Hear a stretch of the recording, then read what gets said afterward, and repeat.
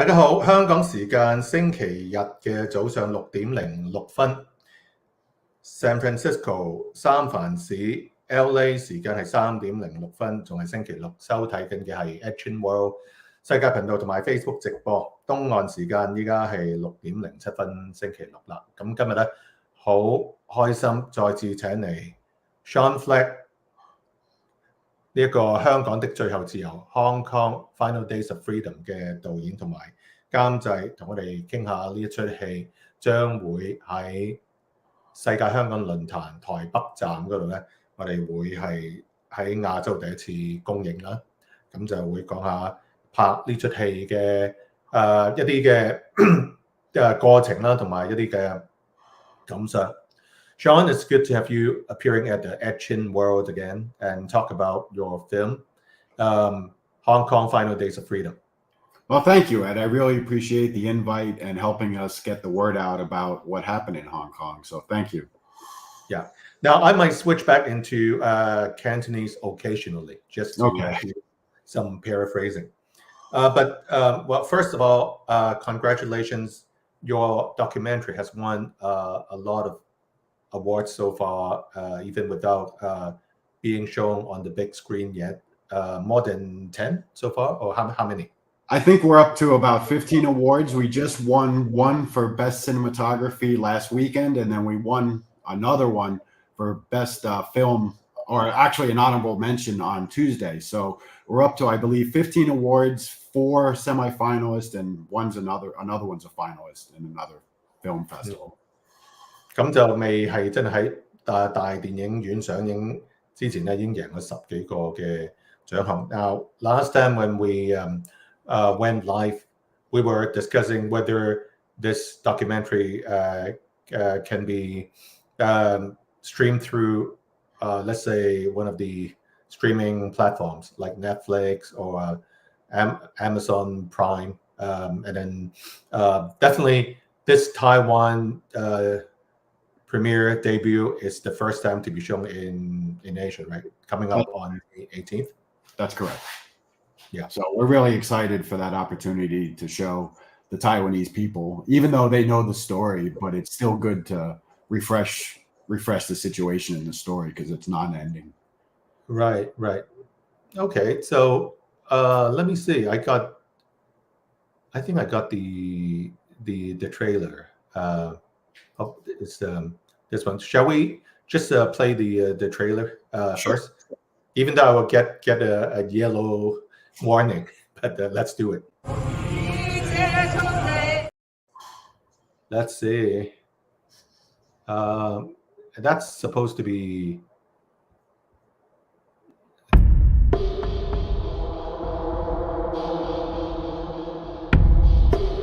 We insist that condemning the Tiananmen massacre every year with a candlelight is no crime. I'm Richard Jian. I'm the chairman of the Hong Kong Alliance, and I was a Tiananmen Square massacre survivor. The nature of the Communist Party is to control and rule without any challenge. My name is Samuel Chu. I'm a human rights organizer in the United States and Hong Kong. On Thursday, July 30th, I woke up a fugitive, wanted under Hong Kong's national security law, punishable with life in prison.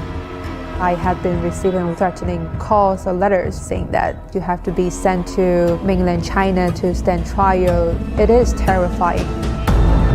CCP aggression is the foremost challenge that our country faces. The Communist Chinese Party want to be the world superpower.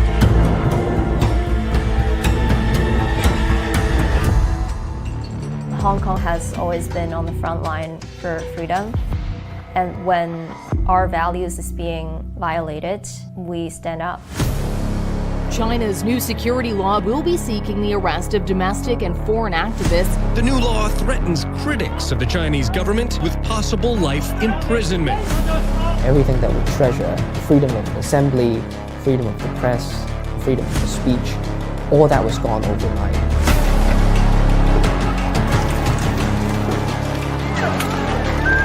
Police have guns, and they're not holding back.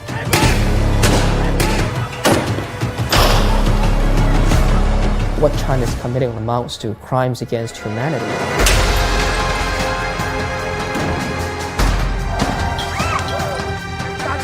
This is a matter of defending the free world from totalitarian aggression. Resist any form of authoritarian government. This is a struggle that's going to last for God knows how long. Overcome the fear and stand firm on what we believe.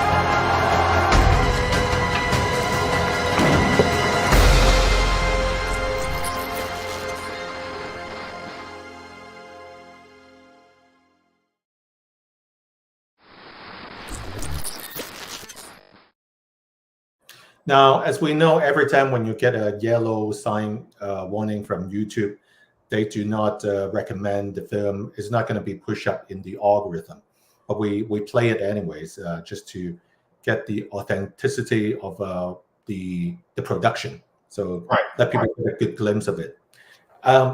Maybe first thing I want to ask you, Sean, is how many months have you spent in Hong Kong? Do you spend the whole duration from mostly June 2019 till the end of the year, or? Well, I've been going to Hong Kong since 2012, but in 2019, I was there from beginning of September to maybe February 12th of 2020, right when COVID was starting to hit. Right.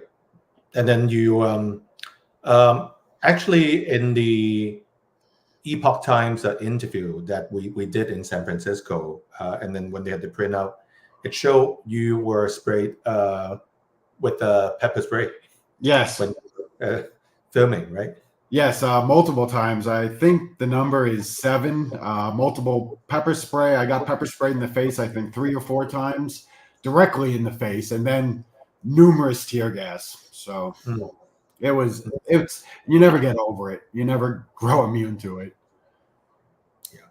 And especially I was gonna say, especially during the summer, like in August.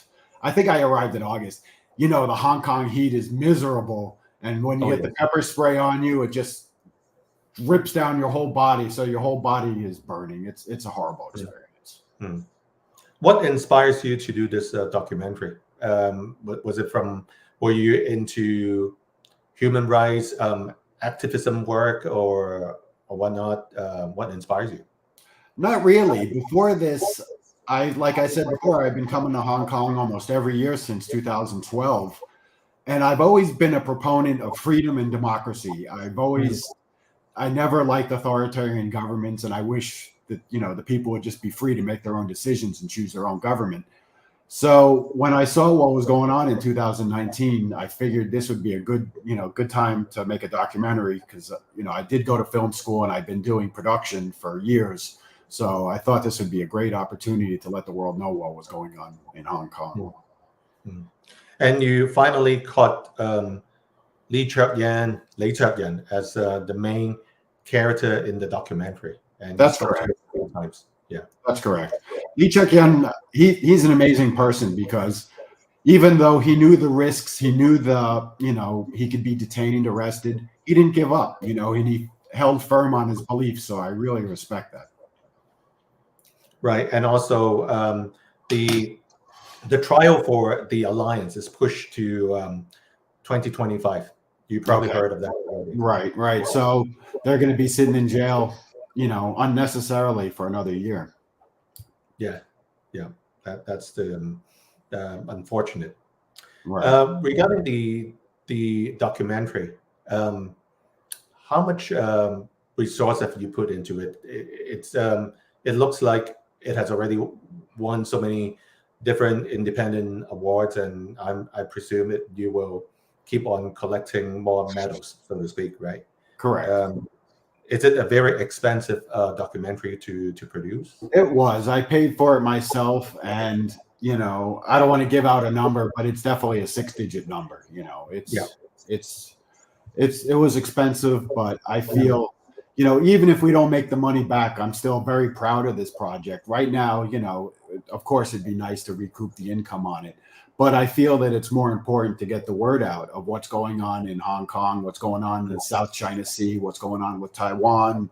And also, we cover a lot of issues, the Uyghurs, the 9-dash line, and it just, the CCP influence never stops. They never give up. So it's something that people need to be informed about.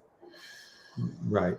And my channel, Action World, and in collaboration with the two projects that we do, the Global Prayer Movement for Hong Kong's political prisoners and also the World Hong Kong Forum, we try to collaborate with you whenever possible to get the out and then hopefully to raise some money.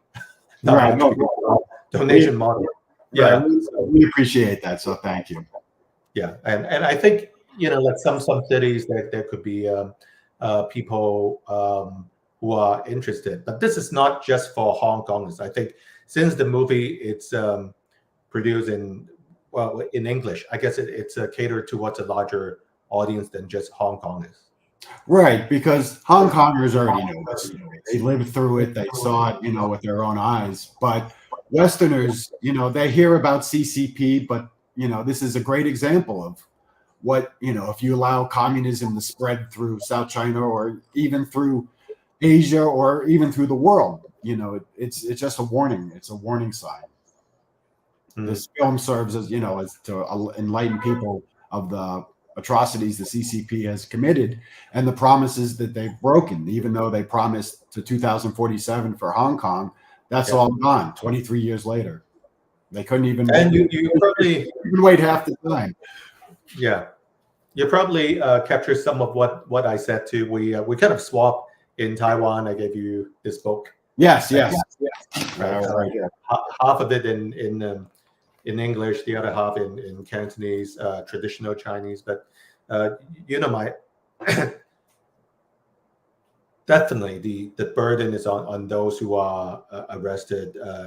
Jimmy Lai, Benny Tai, my senior classmate from high school. I mean, I feel the burden as well to keep on telling the true Hong Kong story, basically. And when you do a documentary or run a channel, it's more like a mission now to me. And thank you for doing an English documentary. So far, this is the. I believe, I saw it once with you in San Francisco when we did it. Right. And the feedback is this is top class. It's a top class production. Thank you very much. We appreciate that. We've worked very hard on it. So that means a lot to us. Thank you. It's a worthwhile. Somehow, I just want to get your feel of it. There is a chance that you might find problem visiting Hong Kong. Well, they didn't say you can go, but there's always, this threat that they might do something with the enactment of the national security law and also Article 23 now. Right. Correct. It seems like to be a very scary place just to visit for people who are voting. I just came back 3 months ago, and I was uncertain what was going to happen. Everything went fine, thankfully, but you never know if once this film gains a little more traction, they might ban me, they might arrest me. I mean, because technically what I'm doing is, in the eyes of Hong Kong government and CCP, is illegal. Yeah, you have a lot of people who are in the wanted list, right? In the eyes of the Hong Kong government. Right. Jimmy Lai, Jimmy Lai has been arrested, as you know, Lee Chuk-yan. And then we have Samuel Chu, and we have Francis Hoy and Joey Su. Both have $1 million bounties on their head from Hong Kong. Yeah. Right. But you know what, Sean, to us as Hong Kongers and to me as someone in finance, I always think people like Jimmy Lai and Benny Tai, Martin Lee, they have hedged the risk of Hong Kong for so long, for more than 20 some odd years. Right. Because they talk about, for Hong Kong to remain vibrant, you need to uphold the one country, two systems model, which the CCP / the Hong Kong government, they failed after 2019 when there was a massive protest what people were asking for, of course, ultimately was one person, one vote without pre-screening, choosing their own chief executive, which Beijing and also the Hong Kong government failed to deliver. So if you don't deliver the goods, people come out and speak up, and then now they silence everyone. Right, that's correct. Hong Kongers were promised the right to choose their chief executive, and CCP just kind of ignored it, and now it's not even possible. You can't even get a district councillor elected who's pro-democracy. Right. And I wish, honestly, Sean, to invite you to the FCC, the Foreign Correspondents Club, if someday, like if I can go back with you, have a coffee or something, because now, I freeze my membership, like I make it dormant. I hope one day, if we all can go back when Hong Kong is really, free, and that means those people down at the ticket, they are free again. We could all have a coffee, have a beer or something. But now, the fight is far from over. Right. Yeah, it is. It's only in ways just begun. We've seen the action, we've seen the consequences, and now it's time to fight back against them. Right. Yeah. In terms of strategy, you mentioned last time, which is 1.5 months ago, you look for bigger streaming platforms. What's their take on it? Are they still interested in the Hong Kong theme? For Western audience, or do they think it's too much of a bet for them? I think it's too much of a bet for them. Also, the streaming models have changed across like Netflix and Amazon. They're no longer picking up these smaller independent productions. They're trying to go with the bigger things that they know are definitely going to make money. So the business model in streaming has changed a lot, but also we've heard from insiders at these big streaming companies is they don't want to upset CCP. Even though a lot of these companies are not even streaming in mainland, that there must be some sort of foreign influence going on there. Okay. So for now, as I mentioned, I'm more than happy and willing to do a lot of showings wherever we host the World Hong Kong Forum, because this year and also next year is critical, because they will be passing down the sentencing of those who did the primary for the election, and also for Apple Daily. And then the Alliance group, they will start the trial in 2025. So this year and next year is critical for Hong Kong. It is. Jimmy Lai is currently on trial. And like you said, the Apple Daily publishers, and then you have the Hong Kong Alliance, which are all groups, just trying to get the word out, and look where they are now. So it's a devastating situation in Hong Kong for freedom of speech and freedom of the press. And right. Now, last but not least, we only got like 10 days left before the showing. It is in Taipei, 喺台北。咁就呢一個the world debut in Asia, should I say, for your film will be in Taipei. It cannot be shown in Hong Kong. Right. For those who live in Hong Kong, who want to see this documentary, again, it's pre-registration. It's free. We appreciate your donation as well to support the documentary. The World Hong Kong Forum will be held on May 18th, 2024, from 1:30 to 5:30 p.m. At a bookstore called 向左有書. And after that, if people who attended the forum still want to discuss about the Hong Kong issues, we will meet at a place, at an undisclosed place in Taipei to continue with our discussion. But the bookstore, is a very good location to gather everyone. So will be a condensed discussion on Article 23, on the new book launch of The Path to True Freedom. I spent a lot of sweat equity writing this book, half in Chinese, half in English.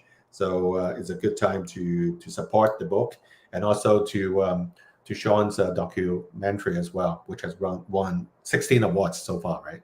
Yes, yes. I just finished your book. I must say, very insightful. I learned some new things, and also your insight as a hedge fund manager brought a new light on the situation in Hong Kong. So very well done. Thank you. Thank you. And I hope like for North American trips, we can regroup somehow and do it together. I mean, the plane ticket is expensive. I must tell you, flying to Taipei. And then the booking, it's also expensive, everything, because of the Taiwan next president's inauguration. So those days are very expensive just to book anything. But then I only stay for like six nights. So that's it. Right. Yeah. Well, have a big trip. Yeah. Thank you. So 大家如果你哋咧係想去嚟呢一個世界香港論壇台北站咧，可以喺 World Hong Kong Forum@gmail.com 嗰度咧登記，咁就係5月18號台北向左有書，咁就要預先登記，可以睇呢出叫做《香港的最後自由》，已經贏咗16個獎項嘅一出紀錄片，關於香港。Thank you again, Sean. Okay, thank you, Ed, and good luck with your trip, and we look forward to speaking with you soon. Thank you. Please don't leave yet. Let me just stop the streaming.